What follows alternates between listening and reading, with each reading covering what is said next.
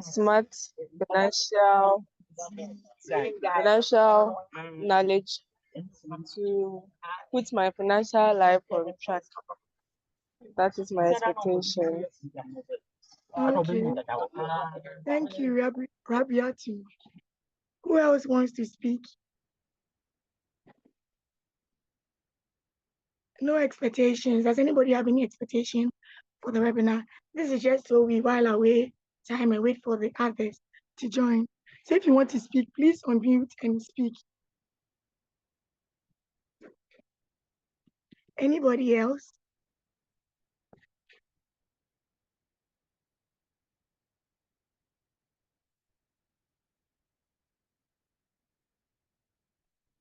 Oh, we all know how important money is in our daily lives.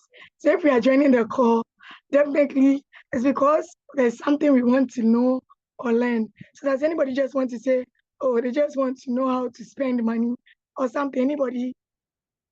Or I should randomly call. Who wants to speak? Mm. Benaya. Benaya. Hi, Benaya.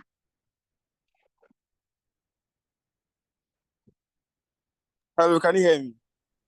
Yeah. Yeah, I was speaking. I think my microphone was muted. Okay. Yeah, so I was saying that I've realized that growing up, I've been making a little money, not so much. But then anytime the year ends, I'll be like, oh, I'll be able to save, let's say, this amount of money before the year will end. But I usually don't meet that target. And we are almost entering into a new year, and my resolutions are already ready. And I have a saving target, which I know I might not miss. I might not meet, but I believe that if I join this program, I'll learn one or two things that will enable me know how to spend my money wisely and then also save money. So that's why I'm here today. Okay. So for those joining, thank you so much for joining.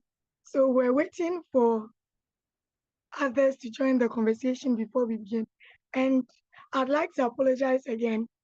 I'm too excited about the webinar that I was rehearsing my lines so much so that I lost my voice. So once we have a few people, I think it's time for us to begin. So the first question is, so those who are speaking said they want to learn more about their finances and see how best they can make more money, spend wisely, and leverage on the money they make from their companies. So why are we here? So like the popular quote goes by a American motivational speaker goes, he says that money is like a jealous girlfriend. Give her the attention, give her the attention she craves, and she'll return it in kind. So all of us by now we know that learning how to use money. Money, you don't simply understand it. Today you have this amount of money, you take one CD out, and then the money is gone. So how do we learn to master money? And obviously, when we want to learn something, it's advisable that we call an expert. So for this webinar, the theme for the webinar is spending wisely and building wealth for a brighter future. I mean, what would it profit a man to work in a good company, which gives a lot of money, yet there's nothing to show for it? So this is why we're doing the webinar. And our expert is, so I'm going to give you a bit of background about our expert. So you understand that, okay, he knows what he's saying and he has a track record to show for it. Again, sorry about my voice. So our speaker for today is Stanley Solaga. He's a chartered financial analyst. He's currently the finance officer for Treasury and Investment, finance officer, Treasury and Investment at African Trade, Investment and Development Insurance. Before his current role, he served as the head of Treasury and Investment and Financial Reporting at Prudential Life Insurance Ghana for 2 years. Additionally, Stanley's CFA Lagan worked in Agricultural Development Bank. So with this expertise in the financial sector, we believe he's the right person to handle this session. So if pleasure is all mine to introduce our speaker, CFA Stanley Silaga. CFA, if you're ready for us, we'd like to hear from you. Okay. Hi, good evening, everyone. Hi, good evening. You can unmute yourself. Let me hear your voice. Before I Good start. evening. Good evening. Hi, hello, good evening, everyone. Good evening. Nice meeting everyone here. So my name is Stanley, as she rightly mentioned. Very intriguing introduction. I'm not as complicated as she tried to portray me, but I'll be very simple here. I believe that everything must be done with simplicity, but not simpler, right? So that means that everything has a flaw. Everything must be done in a very simple way as much as possible, but not simpler. So I'll be very brief and very simple tonight. And I love the fact that I saw a comment. I was someone saying that the more he spends money, he wants his account to also grow. That's his expectation. That's a beautiful one. And I hope that after we are done here, you learn something. So I'll start sharing my screen, and we will be very brief and very impactful as well. So let me know if you can see my screen.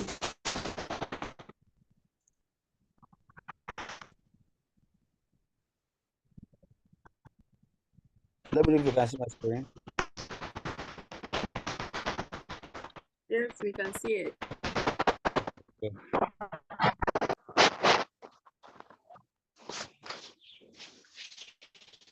Beautiful. All right, so my background may not be so clear because it's 9 p.m. where I am now. So, but I know in Ghana it's 6 p.m. So that's my background may be a bit blurred. But I hope you can see my face. But what is more important tonight, I believe, is my voice and the things that I'll be sharing. So ignore the background and let's focus on the content of the presentation. So once again, I'm Stanley.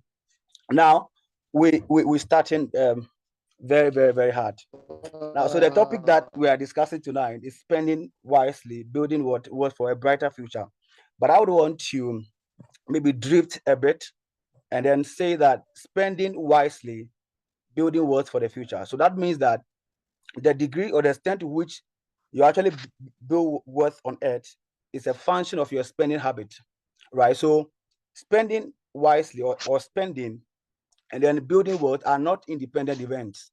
They are very interconnected, right? So anybody that spends wisely automatically is building wealth for the future. I know there's a class of what data scientists, and as somebody who has a background in statistics, let me just come to your level and say that what building or spending wisely has a positive correlation with building what your worth, right? So that means that you don't need to think about what building wealth. Once you are actually spending wisely, automatically you are building what worth for a brighter future. So that is a fundamental key that must settle in your mind, that once you spend wisely, automatically you are building wealth for a brighter future, right? And the converse is also true, that once you do not spend wisely, automatically you are actually endangering what your future as far as what financial freedom is concerned. So spending wisely is a foundational or fundamental key to building wealth for the future. All right, so that must be clear.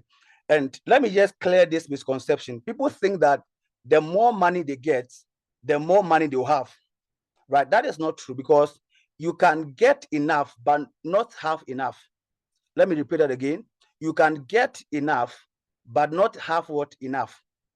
Right? So there are people that, I've worked in an environment where people who are maybe bosses actually have to take loan from their subordinates, right, to survive.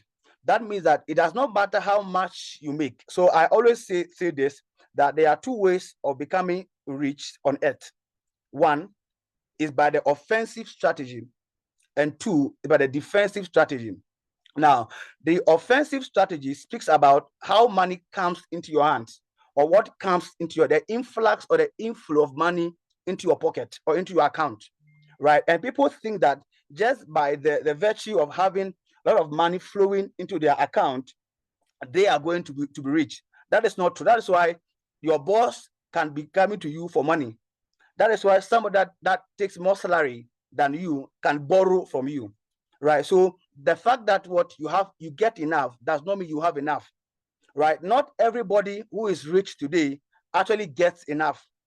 The fact is that what those who even get enough don't have enough, right? So your influx or the inflow of money into your pocket, into your account, does not necessarily correlate positively with your possessions, right? So sorry. Fundamentally, there are 5 buckets of things that you must do as far as having a sustainable progress regarding finance is concerned. Number 1 is what you know. I mean, what you know is very key to what you become, right? That's what we call knowledge. And that's why it's very, very important that what we are here tonight, because see, financial freedom or independence, I mean, emanates or starts from the mind.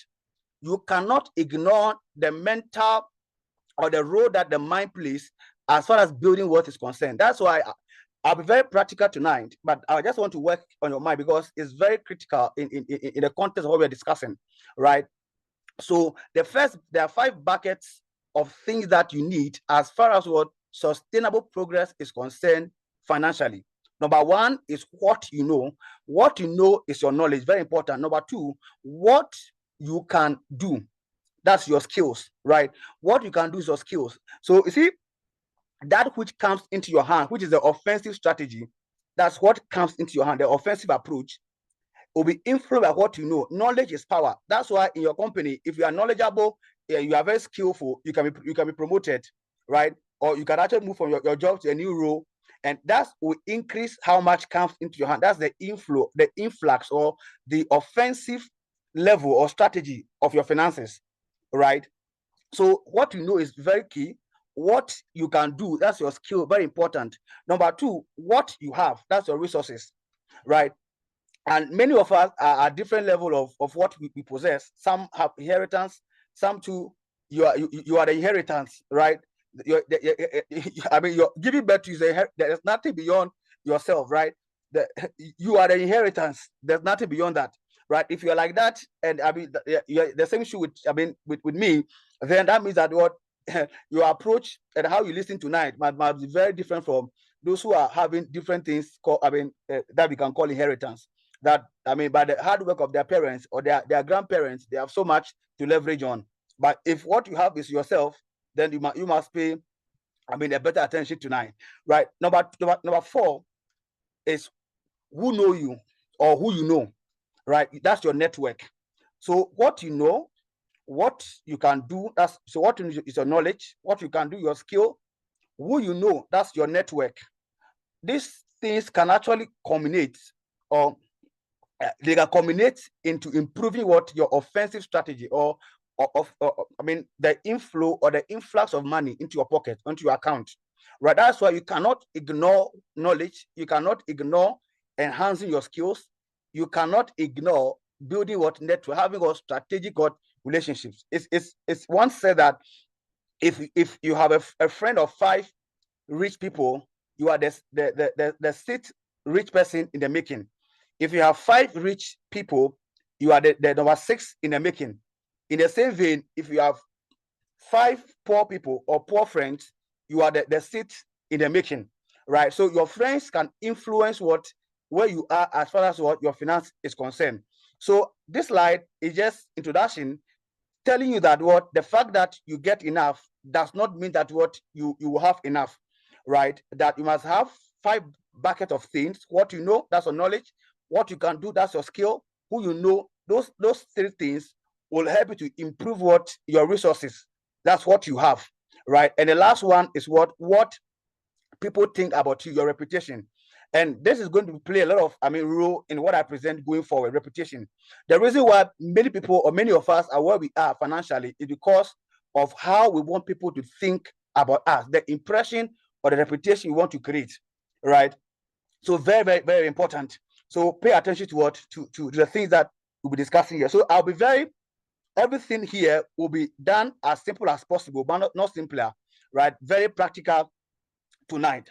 Now, what is financial literacy? just a brief background. Financial literacy basically is about understanding money, knowing money and what money can be used for, right? Understanding money and its usage. That's what financial literacy. Understanding money and its usage. What is money? And how can I use money? Once you get that, I mean, you are financially literate. And one of the misconceptions of money is that people think that money is the goal, right? Or I mean, but see, you must perceive money as a tool, not a goal. Perceive money as a tool, not a goal. So what happens is that people have their appetites influenced by what comes into their hands. So many of us, if salary is paid 25th or 24th, 23rd, our appetite gains what? Momentum. It moves up. And by the 10th and 15th of the next month, it has come down. So there's a positive correlation between our appetite and how much comes into our hands. That is the reason why many of us are struggling financially. But when you get to a state where your appetite is independent of what comes into your hands, then you perceive money as a tool but not a goal. That money is not what influences your appetite, right?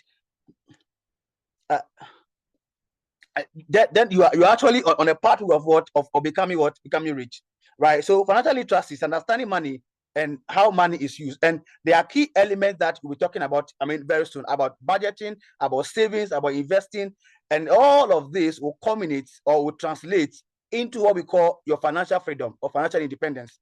Now, you must understand that there are 4 different categories or levels of financial prosperity. Number 1 is financial security, right? Those who are at this stage, at this level, are people that are not able to afford everything they need. They have to depend on their parents, depend on their friends. They have to borrow to survive. If you are somebody that borrows to survive, or that depends on others to be able to cater for your basic needs, you are in the first layer of first level of financial prosperity. That's financial security. Now, the second layer, I'm just rushing because this is the key focus for tonight. Right. The second one is what we call financial flexibility. Anybody at this stage is somebody who can afford their basic needs, right? But they cannot do the extra. So they can afford their needs, but not their wants, right? So you can buy gobe, you can buy a rice, you can go some restaurants, enjoy, but you can't buy a car, or you can't buy the luxurious stuff, right? Which are your wants. So, and many of us, maybe we are at this stage because you're working, at least you can afford your basic needs, but you can't do much, right? We still take trotro and all, right? So that's where we are. The next one is what? Financial stability. Anybody at this stage, I mean, you can afford your needs, you can afford your wants, and you have some money to even extend helping hand to others, right? That's what financial stability. You are stable financially. The final stage of financial independence or financial freedom. Those at this level can afford everything.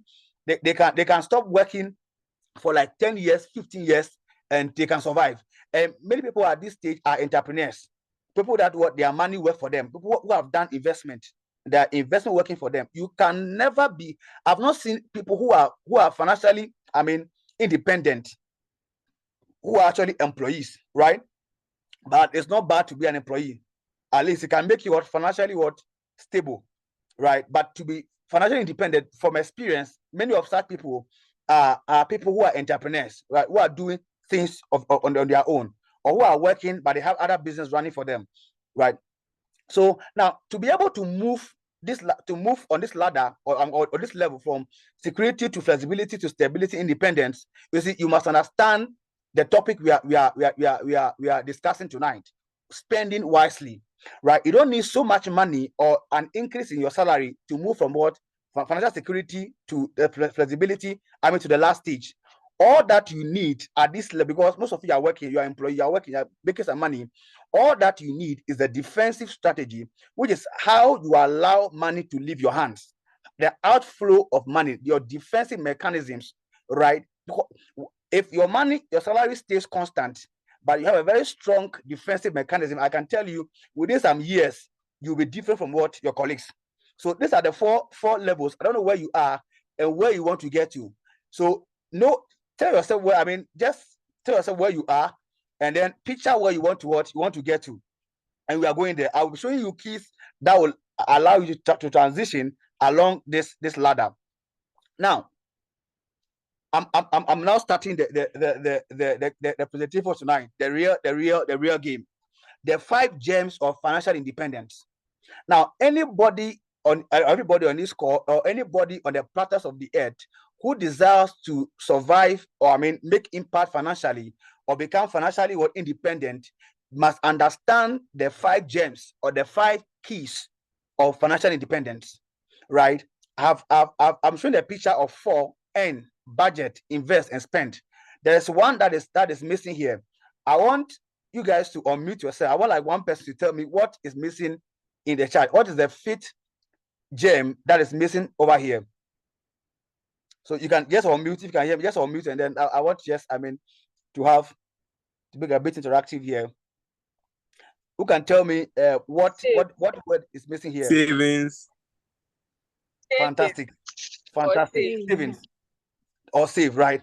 So now you see, it's very important that you guys are aligned that it's savings. Now we have five gems. We have the earn, budget, save, invest, and spend. The manner or the way you arrange this in your financial journey or pathway will determine or will inform whether you are on the pathway, a broad way of poverty, or a very narrow way of financial independence, right? So now I want one person to tell me how do I arrange this word. What I've done is not correct. So just tell me how you arrange this word, or the 5 gems, if you want to prosper financially. Just one person or two, then we move on.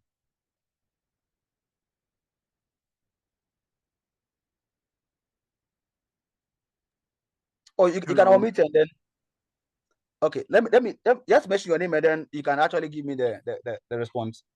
Please, my name is Benaya. Okay, so Benaya, go ahead. I would arrange mine by, I also maintain earn as the first one. Okay. Then budget will still be my second. Okay. Savings would be my third. Okay. Then investments, then spending, then investments. So I'll swap the spending and investments. Okay, let me get another person. Hello. Hi. Hello. Okay. Yes. So please, I'll still maintain the earn first. Okay. Then I'll save. Okay. Budget. Okay. Invest and then spend the rest. Okay. Yes. So earn, save, budget, invest and then spend. Okay, good. The last person. Hello. Okay, hello. I'm Felix. Felix, go ahead. Yes, so earn will be my first one, followed by budget. Okay. I save, I spend. Okay. I save, I invest, and I spend. Okay. So okay, sure. Okay. I had Mohammed. Let me take you. Because I see your hand. Let me just give you that privilege. Then I can move on.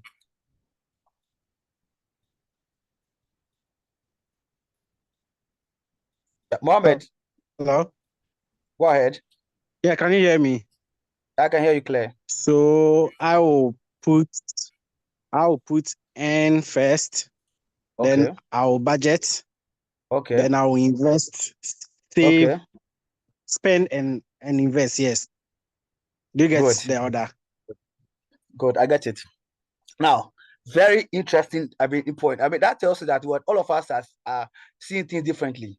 Is that okay? Differently. That's why our journey of financial progress will be different. That is why we don't have the same numbers in our accounts, right? So, but after tonight, I want us to have a well-coordinated bank account so that all of us are moving in the same trajectory. Is that okay? Now, I'll use this code to explain my arrangement. Do not save what is left after spending, but spend what is left after savings.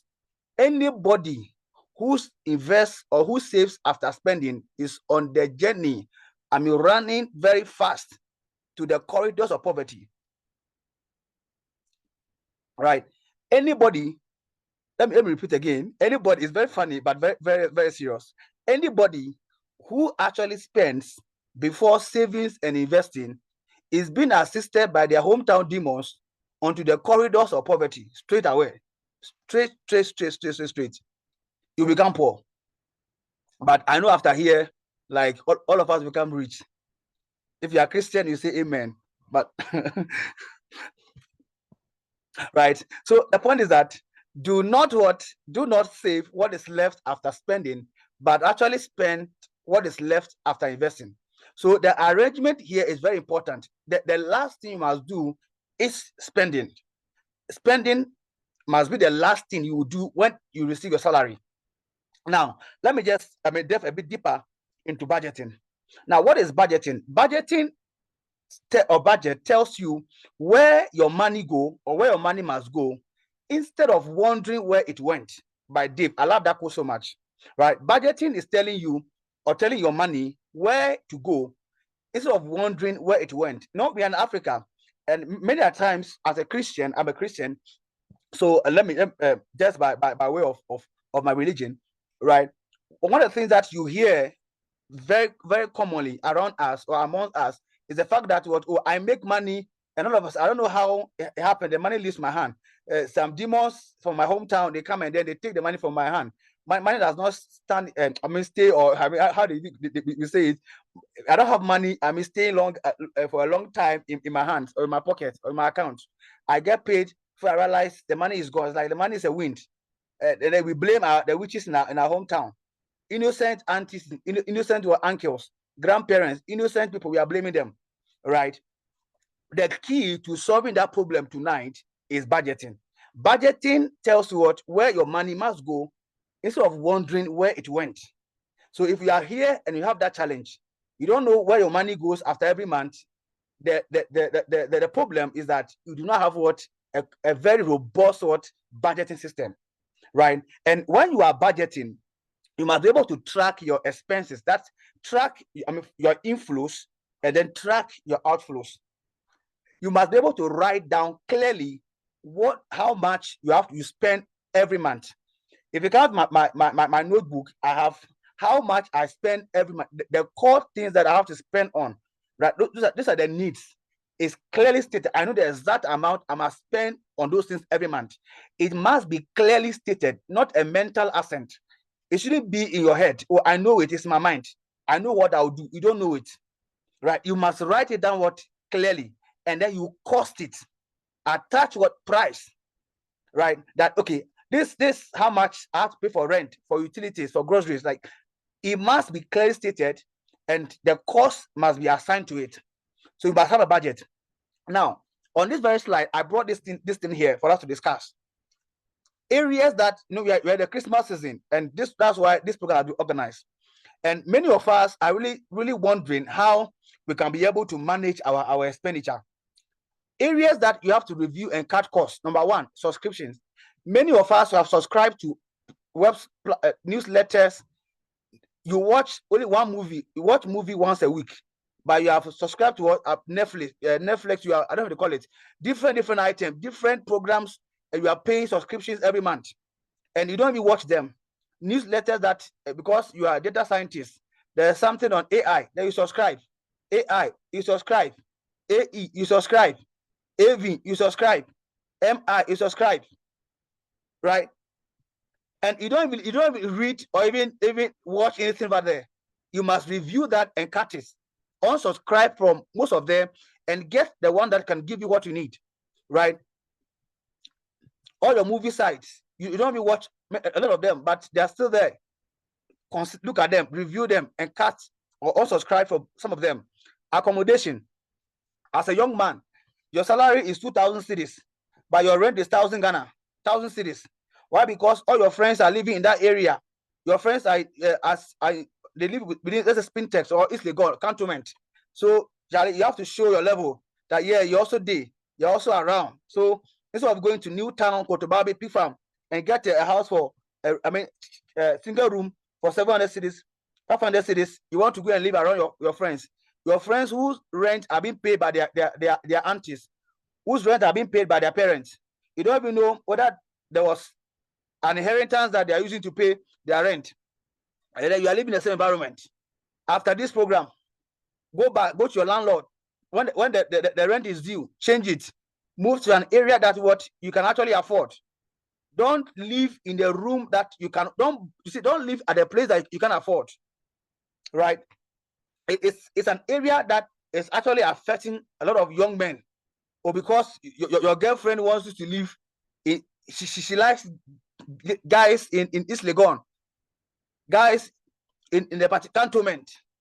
So you have to use your whole salary just to go and please one lady who will leave you after she checks your account balance. You must look at that. I mean, your young guys want to buy a car. At this level, instead of buying Toyota Vitz, something to manage, you're going to buy a car that what has a 2.0 capacity, 2.5 capacity. Your salary is 2,000 Ghana cedis or $2,000, right? And you are actually spending maybe 800. I mean, there's no way you will spend 800 cedis. When I was in Ghana, I was spending around $2,000 cedis on fuel every month, right? So I can just imagine somebody using 2.0. Your salary is 2,000 cedis, and your car engine is what is 2.0. How do you survive? Right? How do you survive? And because you are a fresh girl, you must always pick what Uber or Bolt. You don't want anybody to touch you in Totro, right? In the public vehicles. I mean, you must look at that. It's the reason why you are where you are, right? So it's an area you have to look at. And then the fourth one, because of time, I'll be a bit fast. The fourth one is eating out. I mean, instead of learning how to cook, you want to buy food every time, going out every time. And one of the areas that you have to consider is group buying. Sometimes you're in office and your boss order food at particular restaurants, so you also want to order at that time. Your friends are also buying a particular restaurant, you want to order. I remember when I was working in Prudential, I had a boss at the time, and my boss was buying food from Fiesta Royal. Then you asked me, would you buy at that place? Oh no, boss, my level is not Fiesta Royal. My level is the one on the roadside, right? The fact that your boss is buying in a particular restaurant or your friends are buying there does not mean you should also go and buy there. It's an area you have to review. Please, are we here? Are we learning something? Am I wasting your time?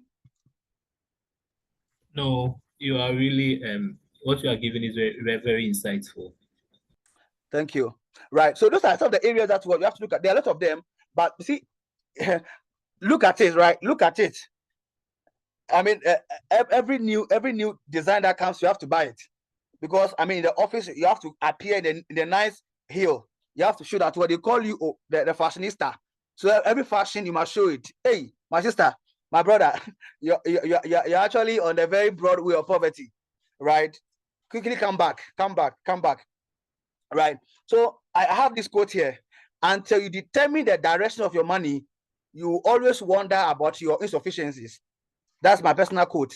Until you determine the direction of your money, that's until you budget, you always wonder why you don't have what enough. You blame your innocent aunties. Leave them alone, right?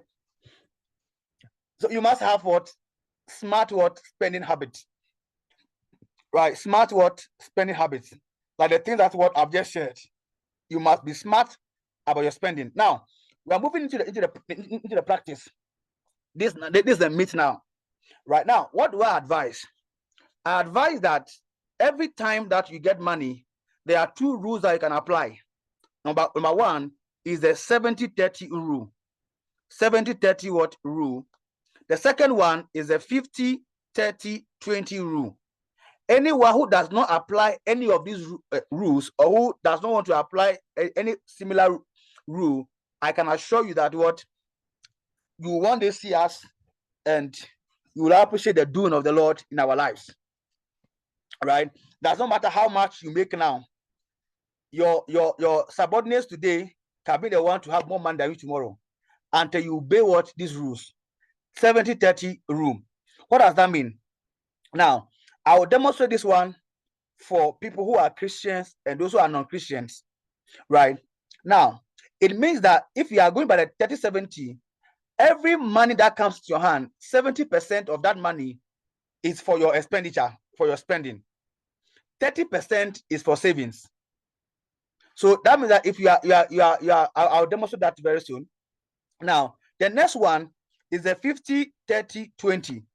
The 50 is for your needs, right? So like your rent, your utilities, things that what you must pay, that like the constant every month.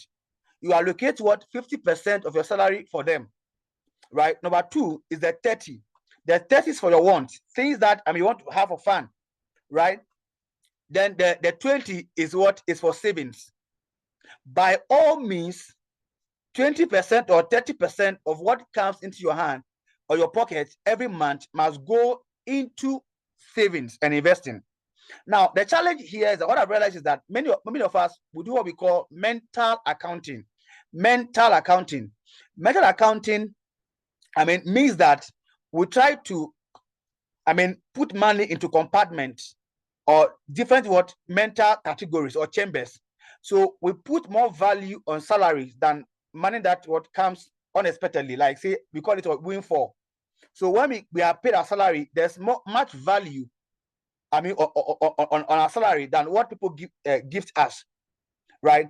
Anybody who's here who has that kind of a mental accounting challenge, where you see your salary more important than the gift that you receive, you are heading on the wrong path, right? So every month, as part of your budget, you must be able to put together all the inflows from your salary, from your gifts, from your boyfriend. I hope nobody has a side chick here, right? From your husband, right? Those the legitimate money. If you have a side chick, I will advise you, but add that one as part of your inflow as well. Because I hope you're following. Now, my next slide is on savings and investing, and I want to demonstrate this one practically speaking. So now I'll be switching to a bit more practice. So let me know if you can see my screen. Now we are coming to the real deal. So I just created this Excel, it's basic Excel. I can even clean everything and do it again here if you are confused about it. Can you see my Excel screen?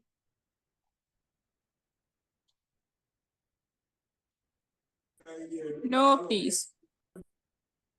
Oh, I see. Then let me share this again. Okay. Let me know if you can see. Yes, it's visible. Great. Yeah. So now we are moving into practice. Now, so I'm using this one. So this without, for Christians and non-Christians. So I've done it without a tithe and then with tithe.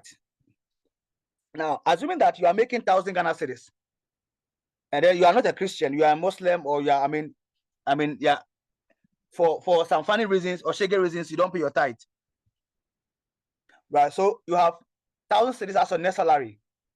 Now, if you are going by the 30-70 approach, it means that 30% of that money must go into savings, and then 70% must go into your expenses. So I've just done 30% times 1,000 cedis. That's 300 cedis.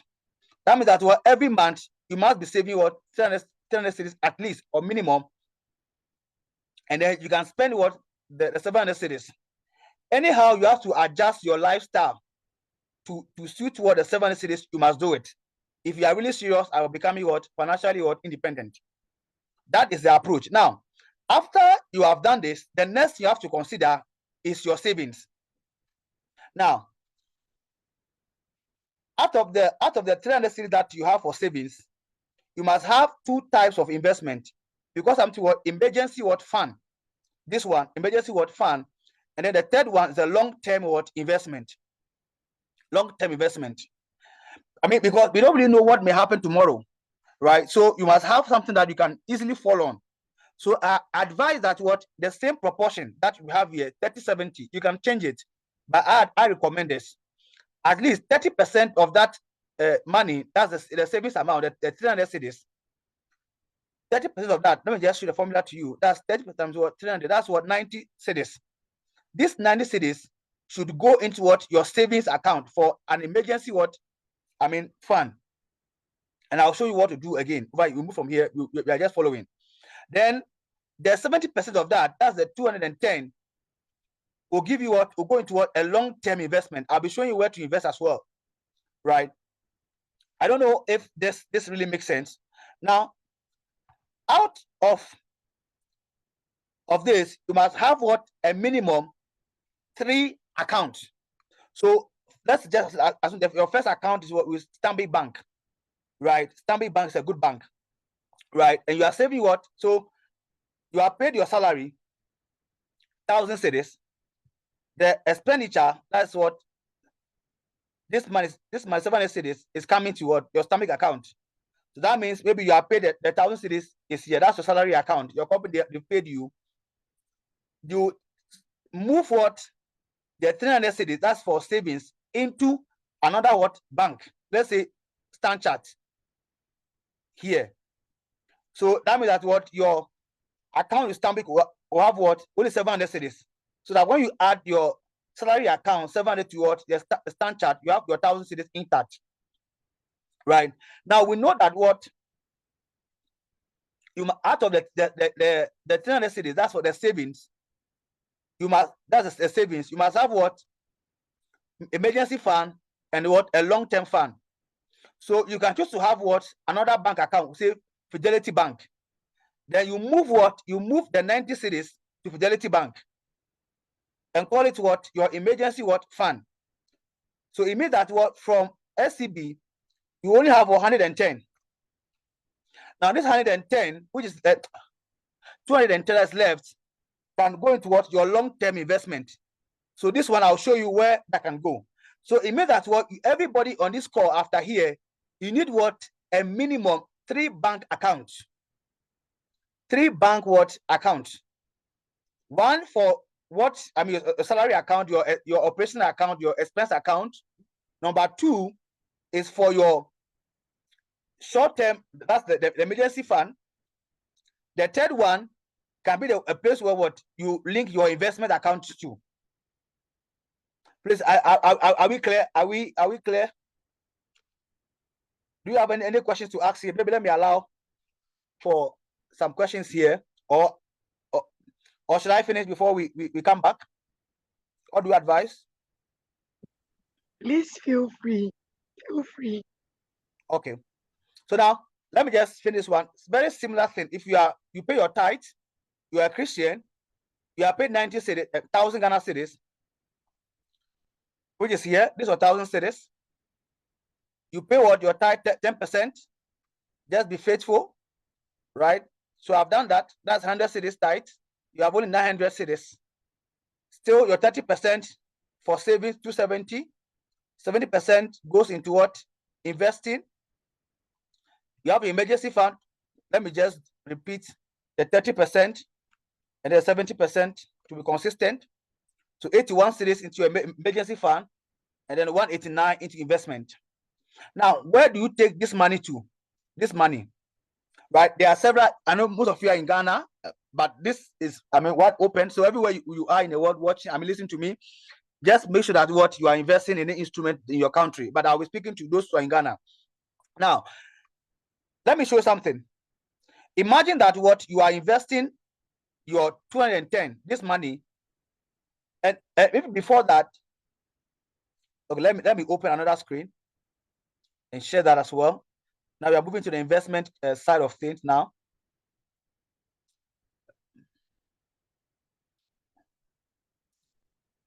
Okay.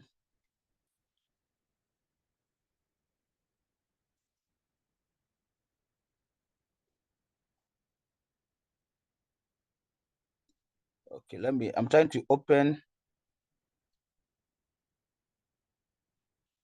Okay, let me try and move this. Okay. Just a moment, just trying to figure out.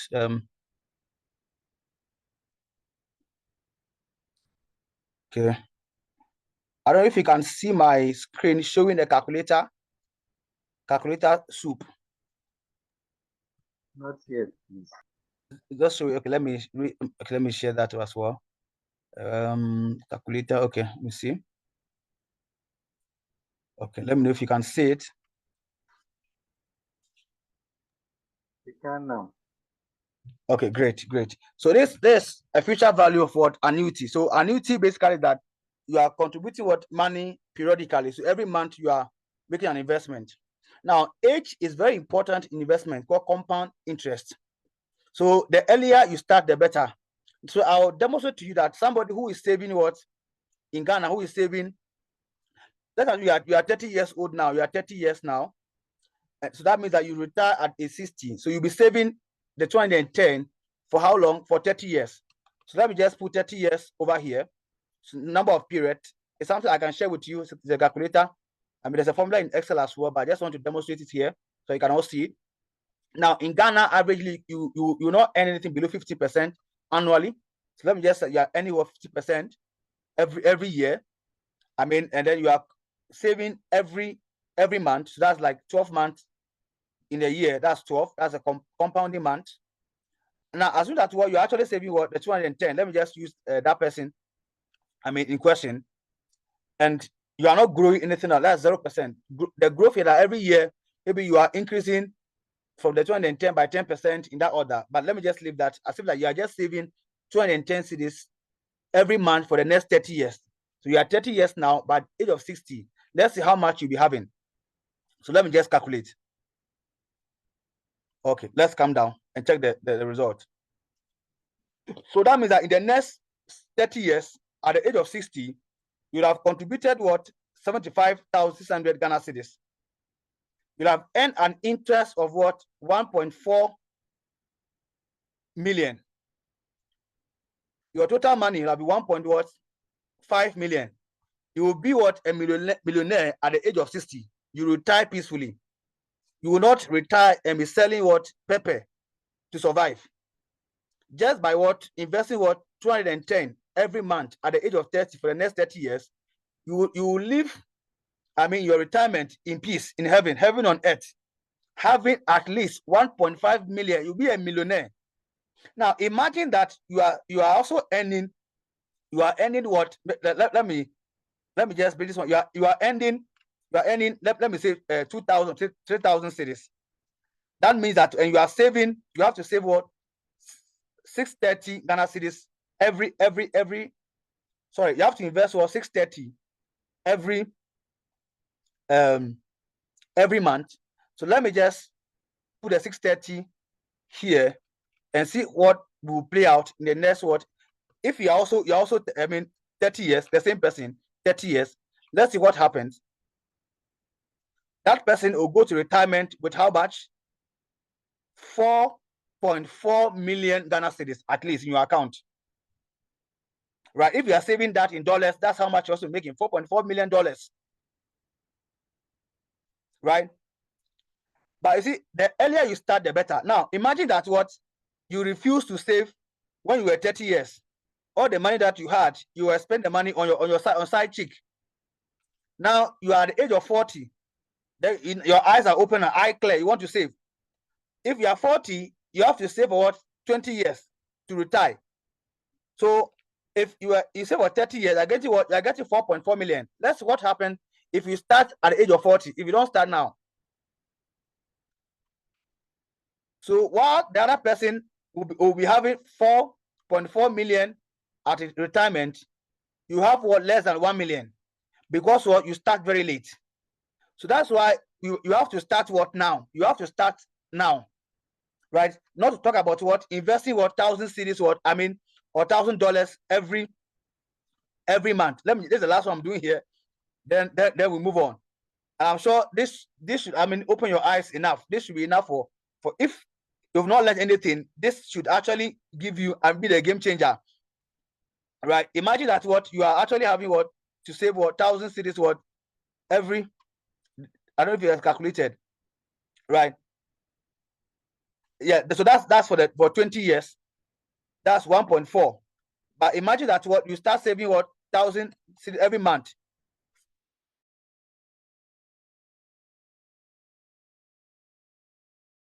And you have what? Almost 7 million Ghana cedis. 7 million what Ghana cedis are retirement. If you are 30 years, if you are 25 years, and then you are saving for 35 years, I mean, you live heaven on earth. at retirement. So if after here you still retire poor, you still retire thinking that your children must pay, I mean, they have to cater for you, then you are indeed a failure.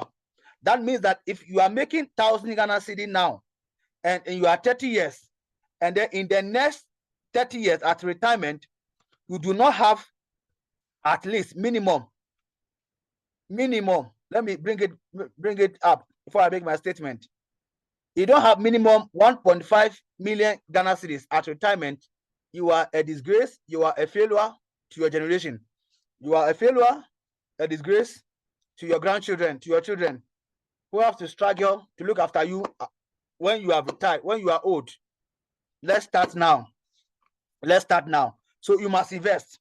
Now, there are few companies that I recommend, I mean, in Ghana. So far, let me just show something to you. The report I have as of September. Let me know if you can see my screen showing performance of some funds. I don't know if you can see. Let me share it now. Let me share this, then I make a recommendation. Can you see a screen showing performance of SEC license collective investment schemes?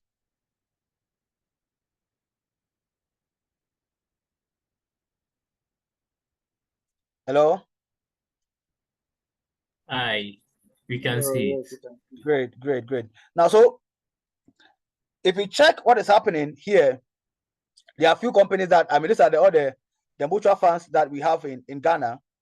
And so far, the best performing, I mean, company is Black Stars Group. Black Stars Group, they have what we call the Christian Community Mutual Fund. And this is one of the best performing funds so far in Ghana. They invest outside, I mean, top companies like Microsoft, Google, very top companies. And their investment is done in dollars. So they are able to, I mean, gain much from the dollar side, because the Ghana cedi has depreciated against the dollar, I mean, over the past 2 decades. Right? So they are doing very well. They are the best so far. I mean, so I would recommend maybe the Christian Community Mutual Fund for those of you who are interested in investing. I mean, for the long term, you want to invest in companies outside Ghana. Let me just show you briefly. They are maybe that very fund, the fact sheet of that fund, how it has performed over the period. But I mean, I think I have that, the recent one. Let me share. Okay, I think I'm sharing this. Let me know if you can see a Christian Community Fund. Yes, we can. Great. So you can say that what I mean, they are very great. They've been performing averagely. I mean, this is their benchmark. The year-to-date return is 47.36%.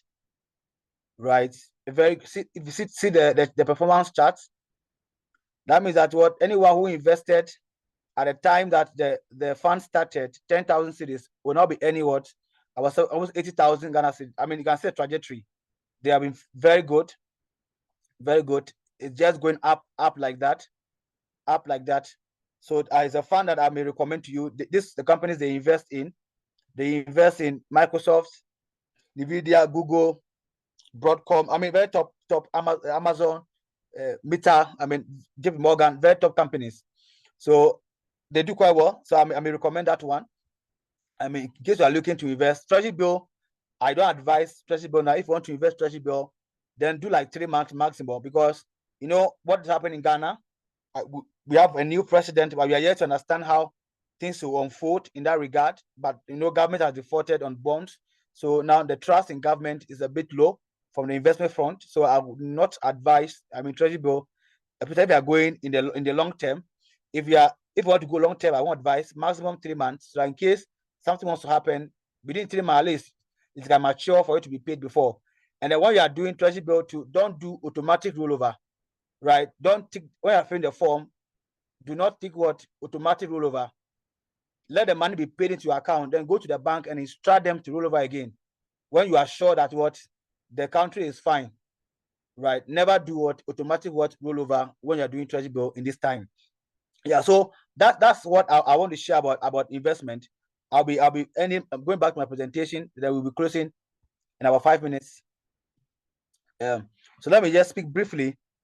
On this. So I've touched on savings.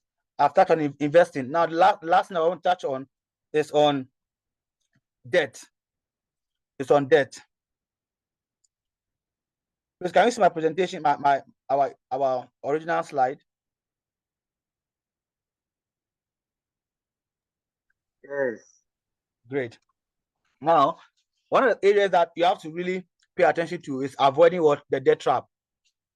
Let me share with you our 5 things that you should not borrow. 4 things that you shouldn't borrow to do.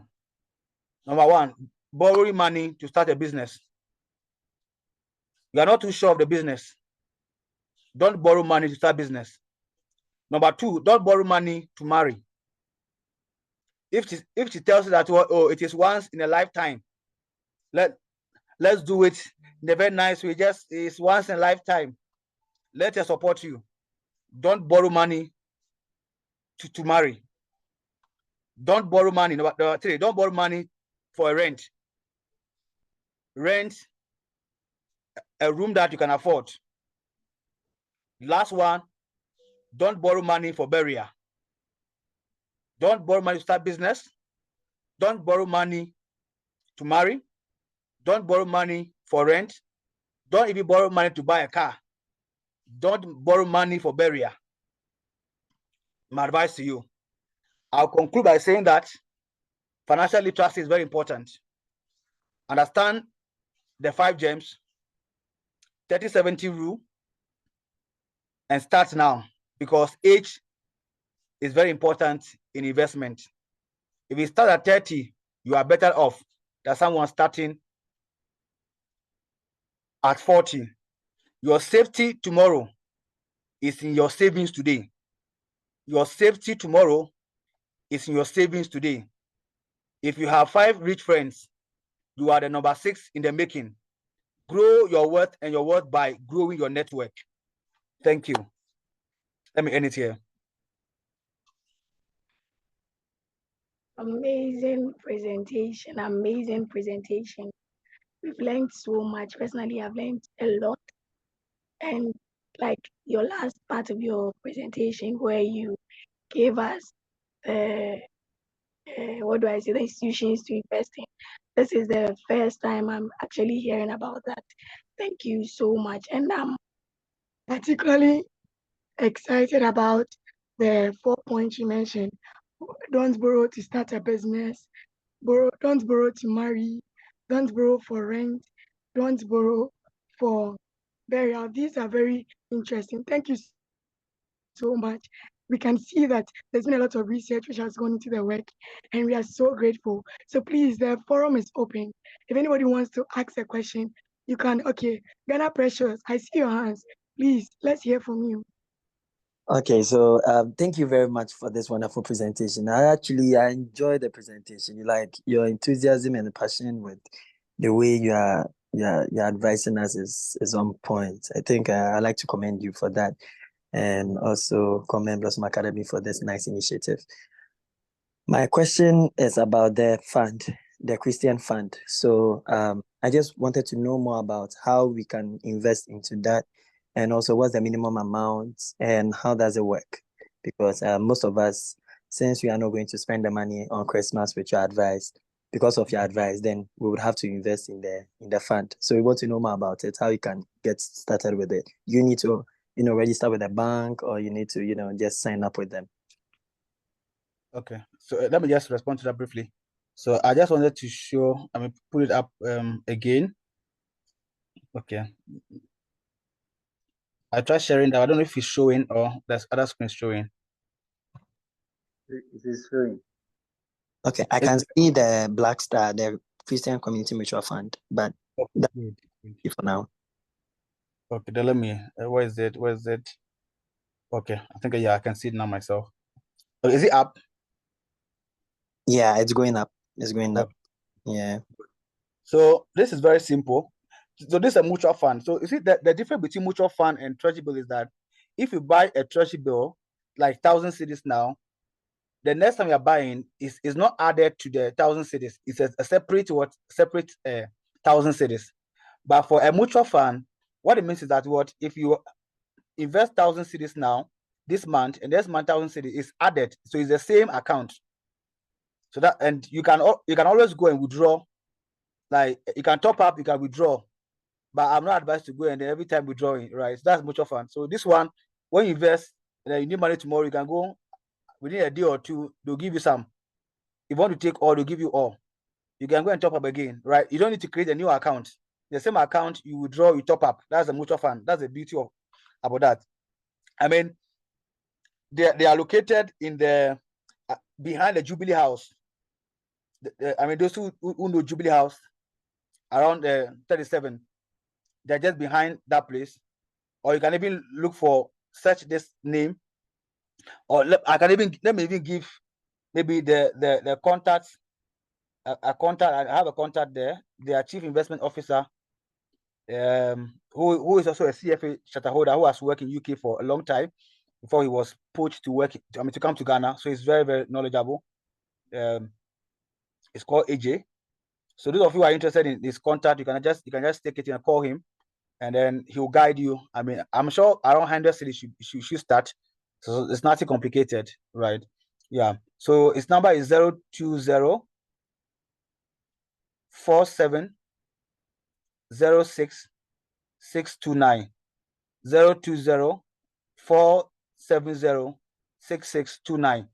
Right, they have very interesting packages. I think you can just within 100 cities should be able to start and top up every month or every week or every day. 100 cities, 10 cities, 20 cities. I mean, as you get it, you just top up. I hope you are answered. Yes, please. Thank you very much. And that's the presentation. Yeah. Thank you. Thank you. Thank you, Precious, for the question. Eric, please, let's hear from you.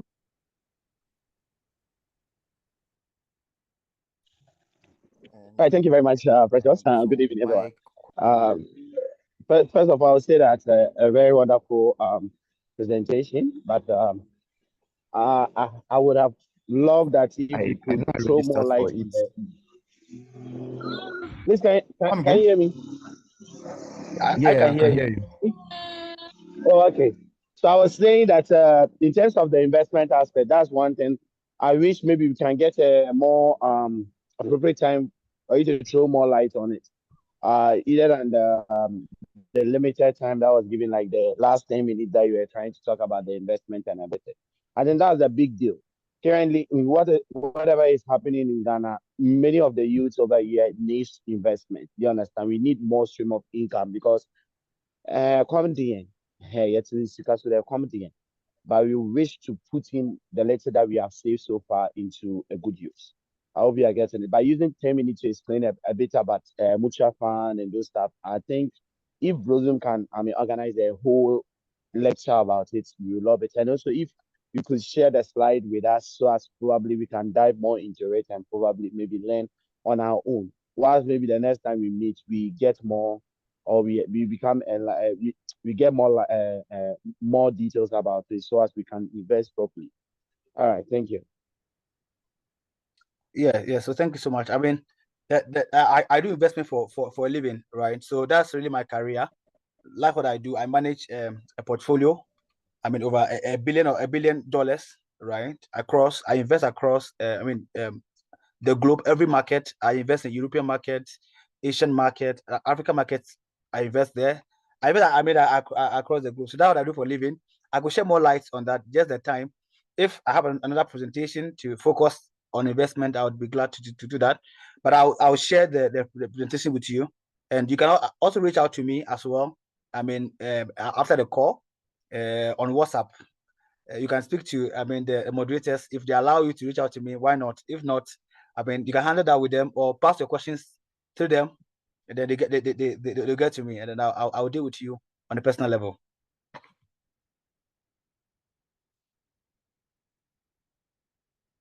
Thank you. TFA looks as if you are putting us in a tight corner, but we'll see how we go about it. That's right. Alex, please, let's hear from you. Okay, thank you for the opportunity. So first of all, I would like to thank Stanley for the insightful submission on budgeting, saving, investing. They are so valuable. Yeah. So in your submission and presentation, you didn't really speak much about debt. Let's say someone has accumulated debt.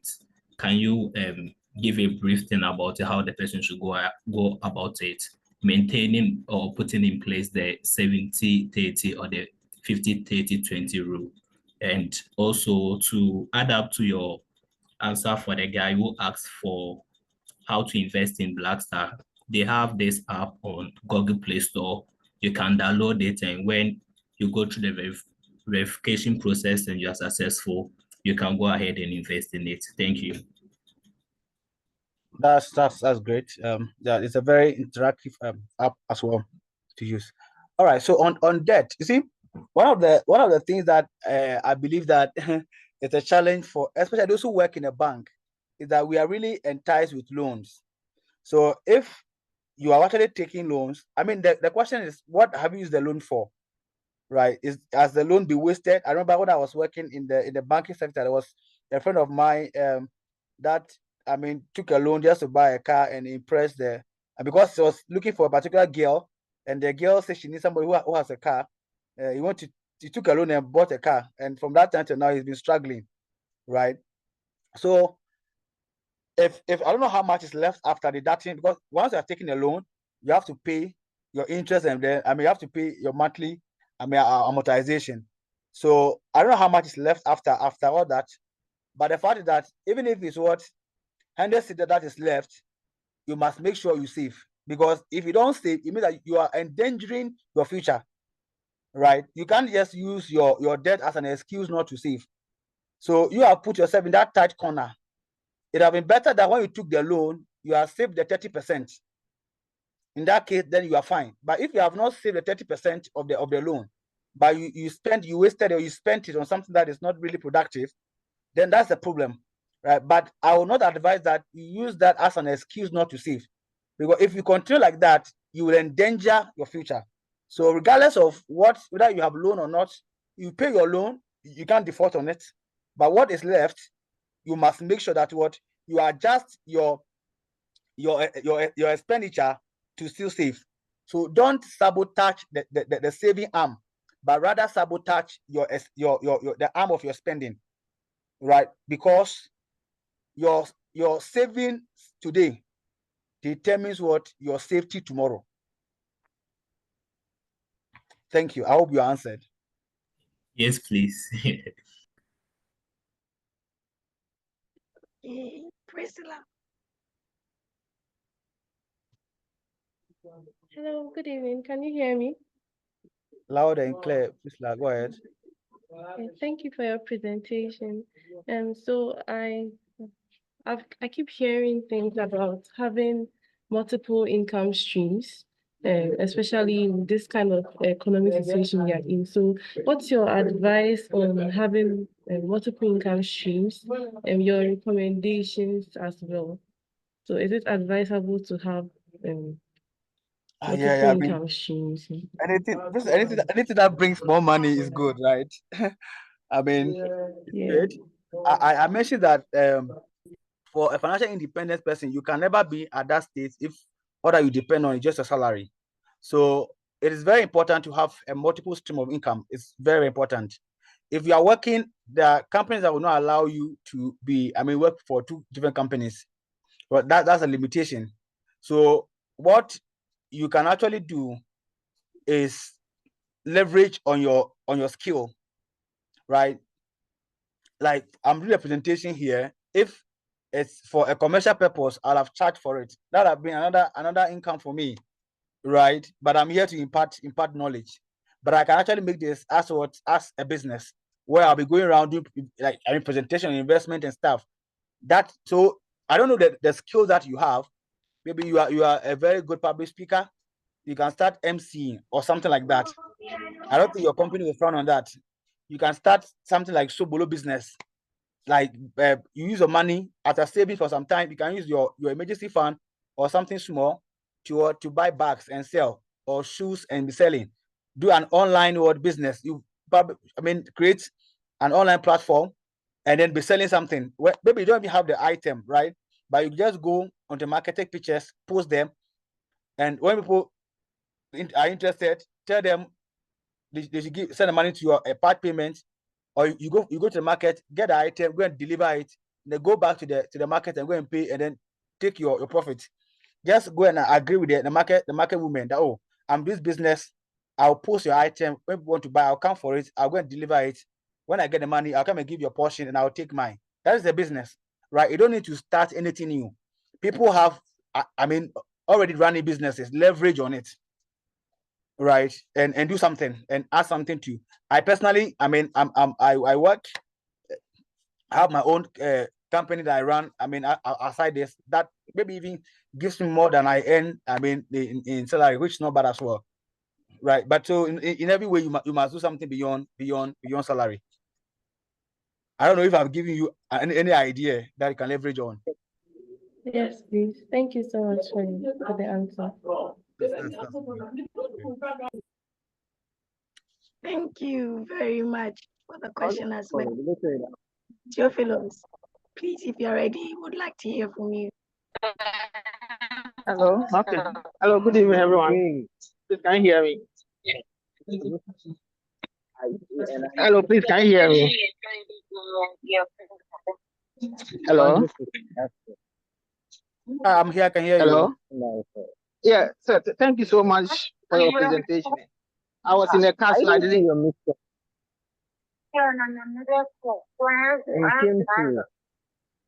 Hi, Theophilus. Hello, can you hear me? Yeah, we can. Please go ahead. All right. Boss, thank you so much for your presentation. I was in a car, so I didn't get some of your things very well. But I've heard a long-term investment and a short-term. Like we should have accounts in different banks. Okay, here's the case. I have 2 bank accounts. About one of the banks, I've seen that their monthly deduction is too much. Whether I have withdrawn money or not, they take about 45 cedis from my account every month. So I decide to move all the account to one bank. Is it advisable to do it like that, or I have to separate it in different banks? Thank you. Okay, so it depends on the bank that you're actually dealing with. I'm not here to actually tell you discredit certain banks, but I can tell you in authority that I've worked in the banking sector in Ghana for quite some time, right? And I've dealt with all the banks. I have relations with every bank that we have in Ghana. I can tell you that Stanbic Bank is a good bank, Stanchart is a good bank, EcoBank is quite good, Fidelity is quite good, GT Bank, UT Bank.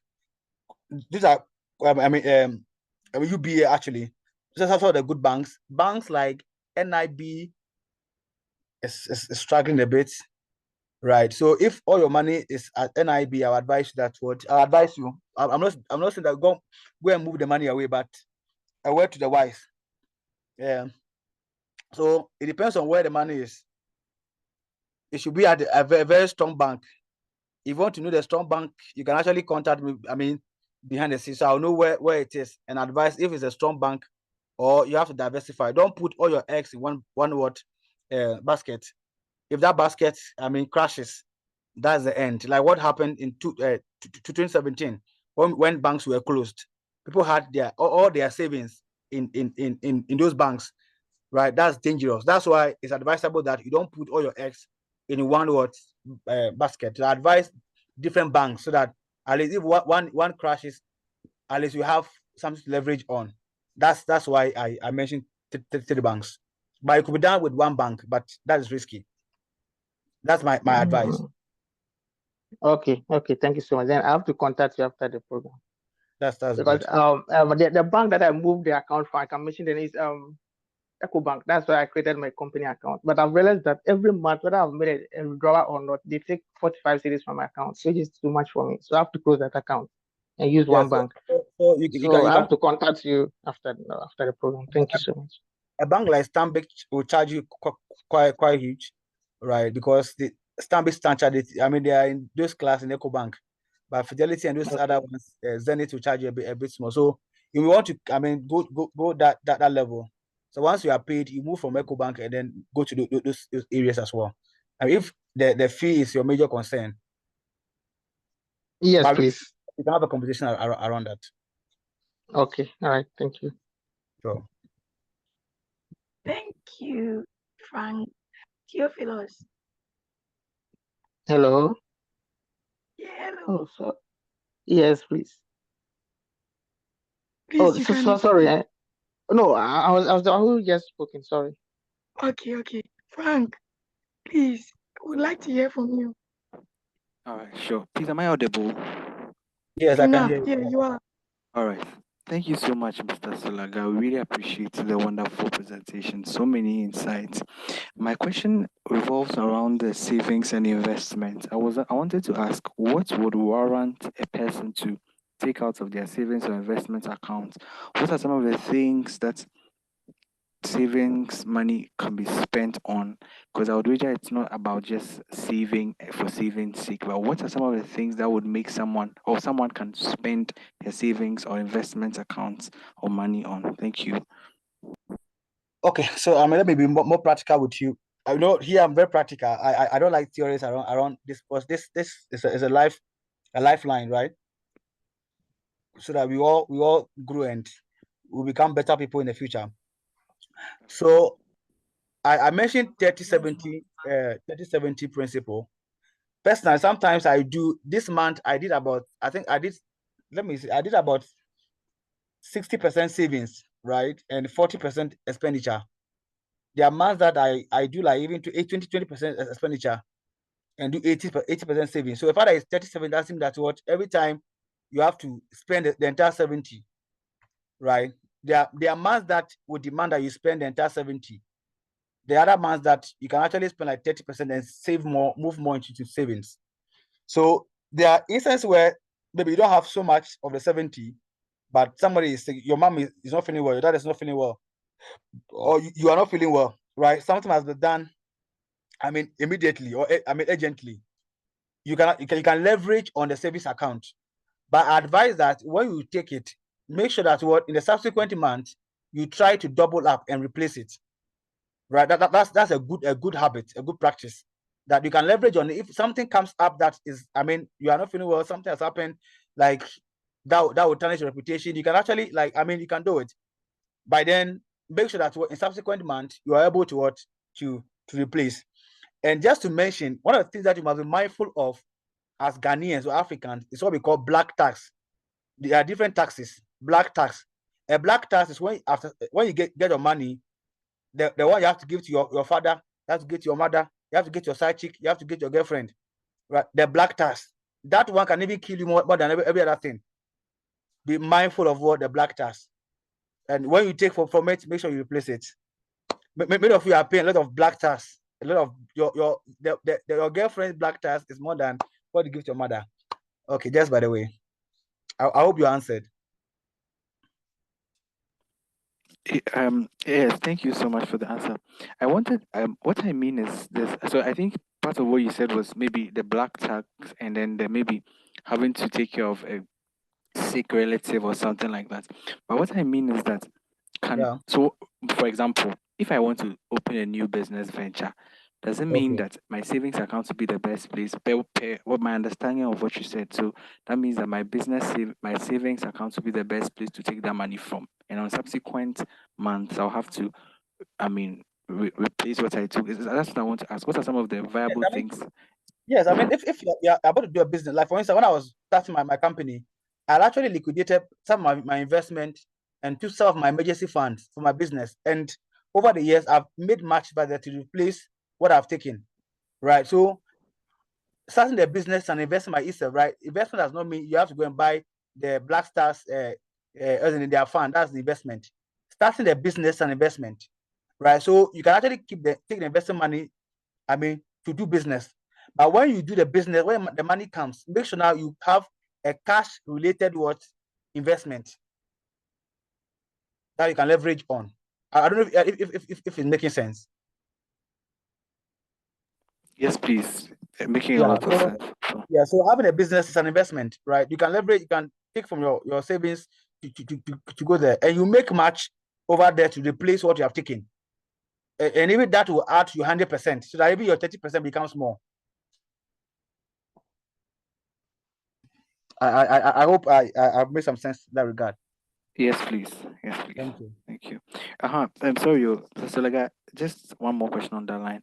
You see, for example, if let's say a person wants to take a vacation, maybe after work, a person's leave, the person wants to enjoy some vacation out and go on a trip. For such a thing, would the person need to factor it in their budget or like expenses, or as a want, or for something like this, it's quite the budget, it's quite the amount that a month salary can't cover, but they have saved enough. Will it be wise to take from the savings? So something practical like this is what I'm asking. This is not like starting a business or taking care of a disease, but something like this. I mean, there could be a lot of things that will trigger what you take, right? So, I mean, when you ask the question, I can speak to the example you are giving. Like this very one, for instance, personally, right? I'm planning a trip. I mean, to another country, like 3 countries, like in the coming months, right? And because of that, that is why instead of saving what 30% this month, I'll save what 60%. Right. So I'm actually planning for it. And I'm not taking from my savings, I'm taking from what my expenditure, my expenses. That is a prudent way. Somebody will go and take from savings. The savings and investment is for the future.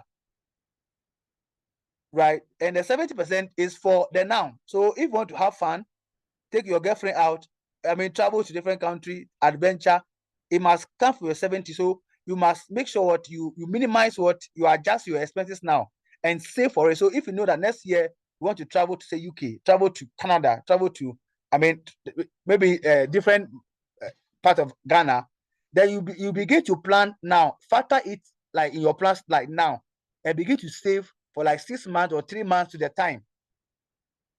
Avoid what, I mean, impromptu what travels.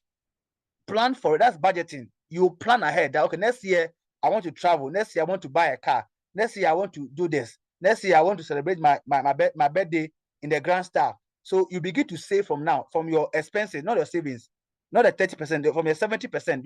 You increase that I mean that the saving from that regard, and then from that before maybe that 3 months or 6 months, you have gained so much, you have saved so much to cater for it. If, for instance, like you needed 40,000 and then you save 35,000, then you have to leverage on to say take 5,000 from the savings account.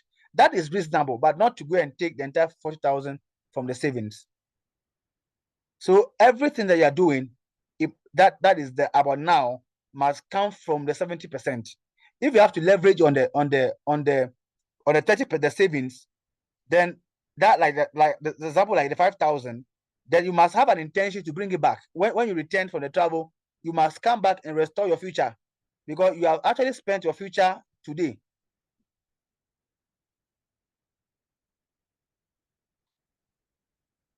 I don't know if I'm making sense to you. You're making perfect sense. I really get it now. Thank you so much. You're welcome. You're welcome.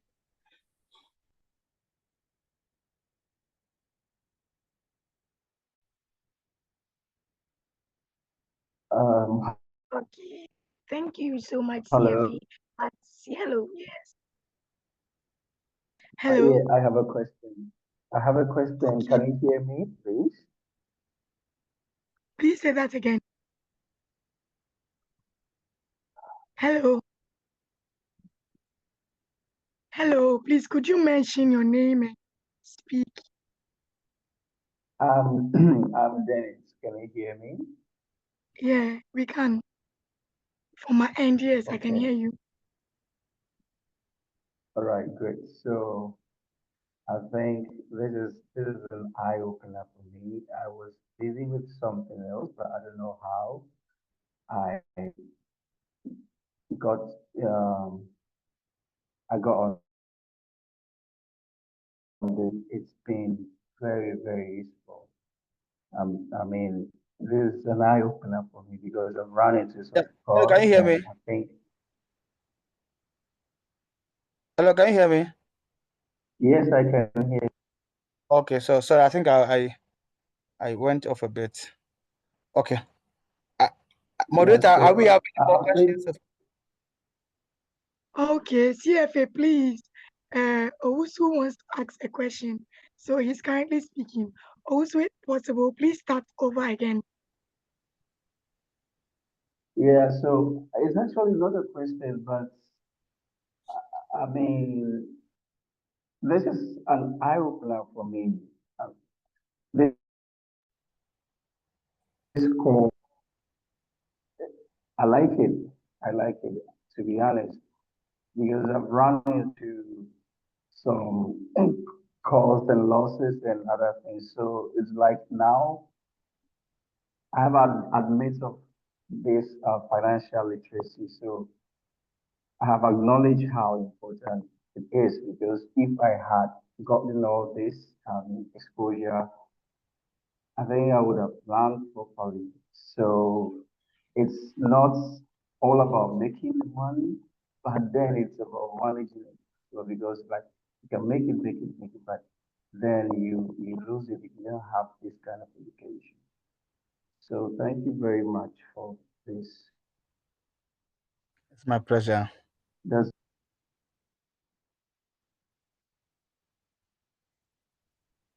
Thank you so much. CFA, I was about to say thank you, but then also has done that for us. During your presentation, you kept saying girlfriend, girlfriend. It looks as if you want to break our business, but My apologies. we'll forgive you. Please, if you could leave your LinkedIn name and then your email so that they can reach you directly.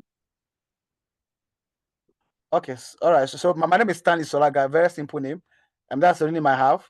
So when you go on LinkedIn, just look for Stanley Solaga. I'm very active on LinkedIn. And that's my most, I mean, where I'm very active. I'm not really active on social, WhatsApp and stuff. Quite active, but I think my preferred, place is LinkedIn. So I'm very active there every time I'm there, right? So Stanley Solaga, that's my name. Just go there and then my email is just my name, but it's S Solaga. So just ssolaga@gmail.com. ssolaga@gmail.com. So that is my email. ssolaga@gmail.com. And then Stanley Solaga, that's my only name everywhere. Okay, so please help us with the spelling. We are from different walks of life, so it's quite difficult to get the exact spelling of Solaga. Yes. Okay. I think people usually call me Sologa. It's not Sologa. I don't know why they are used to Sologa. It's Solar. So it's Solagah. Solagah. Right. So that's the Solaga. So Solaga means SSOLAGAH @gmail.com. I hope that is clear. Yes, please, very clear. So in the comment section, I think Juliet was asking to connect with you. So Juliet, please, he's left his LinkedIn name. You could reach out to him, connect with him on LinkedIn, and then leave your message, or you could send him an email, anyone which you prefer. So CFA Stanley Solaga, from us, the team at Blossom Academy and the alumni, we are so grateful for making time. I know it's 10 p.m., about 10:30 p.m. where you are, and we are super grateful that you make time. Like, look at my face. We are smiling. I'm sure all others are also smiling like this. It's because of the excitement of this program. That's how I've lost my voice. So from us, the team at Blossom, we are grateful, and we hope that next time when we call you again, you'd like to come and help us and impact our lives. So thank you to the team at Blossom. So any last words? Do you have anything you'd want to say? Thank you so much for inviting me. Honestly speaking, it's a pleasure, right? Like I'm going to share and impart knowledge. I love doing this. So thank you so much. I don't think I'm the most deserving person to speak on this program. Thank for considering me. I really appreciate it. And thank you everyone for listening to me, for asking questions. I'm there to you. I'm to support. Just an email or LinkedIn, WhatsApp, I'm fine. It will flow. That's if they allow you to get to me on WhatsApp. Yeah, and I want to end by saying that I mean your okay, Simon, I think you're speaking. Some NDC members expressed strong sentiments towards the exercise. All right, I think maybe that's politics. Simon, thank you. But I want to end by saying that your savings today will determine your safety tomorrow. Your savings today will determine what your safety tomorrow. So make sure that by all means the 30-70 principle is followed. Know where you are coming from, know what you have in your account, and that will influence whether you go 30-70, 40-60, 50-50.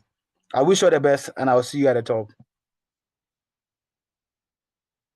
Thank you so much. So please, the call was recorded and would send the links across so you can share with your friends and loved ones. Remember, your savings today will determine your safety tomorrow. And we are so glad that you made time to join us. CFA, thank you so much for your time. And thank you to the alumni for joining the conversation. We'll see you some other time. Bye. Bye.